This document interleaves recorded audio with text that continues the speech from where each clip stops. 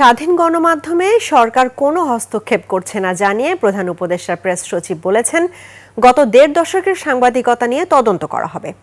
Broadcast journalist centre আয়োজিত গণমাধ্যম সংস্কার কমিশনের রিপোর্ট পর্যালোচনা অনুষ্ঠানে এসব কথা বলেন প্রেস সচিব।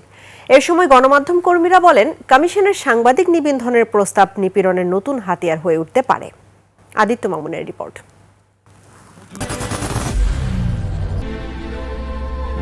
I am Ox. Daily star ভবনে ব্রডকাস্ট জার্নালিস্ট সেন্টার বিজেসির আয়োজনে গণমাধ্যম সংস্কার কমিশনের রিপোর্ট নিয়ে এই গোলটেবিল বৈঠক। রিপোর্টে সাংবাদিক ও সাংবাদিকতার নানামুখী সংকট, সীমাবদ্ধতা, দৈন্যতা ছাড়াও গণমাধ্যম নীতিমালা ও গণমাধ্যম সংস্কার কমিশনের প্রস্তাবনার অসঙ্গতির চিত্র উঠে আসে।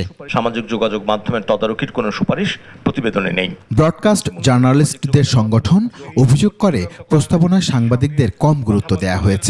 সংবাদপত্র ও সম্প্রচার মাধ্যমের অভিন্ন বেতন কাঠামো যুক্তিসঙ্গত নয় বলেও উল্লেখ করা হয়। কেন আস্থার জায়গাটা তৈরি হচ্ছে না, সেই পয়েন্টগুলো আমার মনে আরো ডিটেইল করা উচিত। সাংবাদিকরা তারা মালিক পক্ষ দ্বারা আমাদের এই কাঠামো এবং এই জায়গা থেকে নিয়ন্ত্রিত হতে বাধ্য হন। সাংবাদিকদের আর্থিক সুরক্ষা যদি আপনি নিশ্চিত করতে না পারেন, তার কাছ থেকে আপনি স্বাধীন সাংবাদিকতা পাবেন না।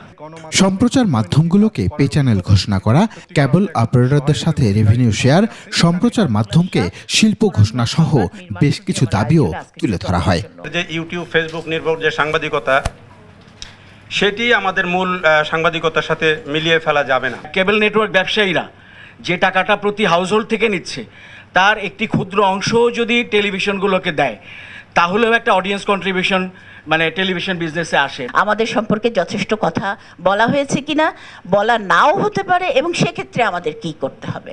সংস্কার কমিশনের দেয়া সাংবাদিক নিবন্ধনের প্রস্তাব নিয়েও অসন্তোষ প্রকাশ করেন সাংবাদিকরা। সরকার হয়তো করছে না, কিন্তু ভয়ের সংস্কৃতি তো রয়ে গেছে আমাদের ভিতরে। এবং টেলিভিশন সাংবাদিক মানে কারো কোনো দায় নাই, সবাই শুধু ওটার সুফল ভোগ করবে, কিন্তু কোনো দায়িত্ব কেউ পালন করবে না। গণমাধ্যম যেন স্বাধীনভাবে কাজ করতে পারে তা নিশ্চিতে অন্তর্বর্তী সরকার কাজ করছে বলে জানান প্রধান উপদেষ্টার প্রেস সচিব।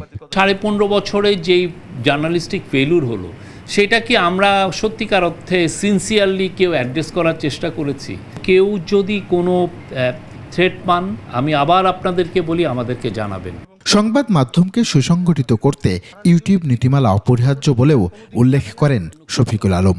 একটা ভাইব্রেন্ট মিডিয়া একটা ভাইব্রেন্ট ডেমোক্রেসি তৈরি করে। আদিত্য মামুন, 21 টেলিভিশন, ঢাকা। এখন যদি আমরা